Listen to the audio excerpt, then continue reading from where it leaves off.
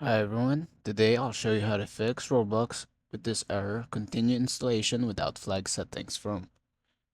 No worries, I'll show you how right now. First, we're gonna go ahead and uninstall Roblox and search in Roblox, and then on the right side or below it, click on install.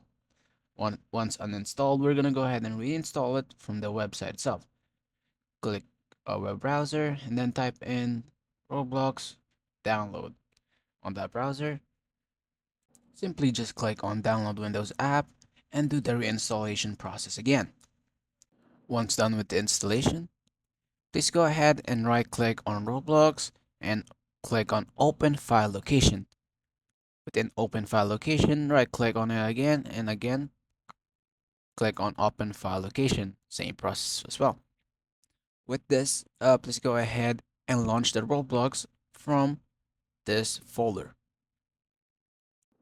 I hope this video was very helpful.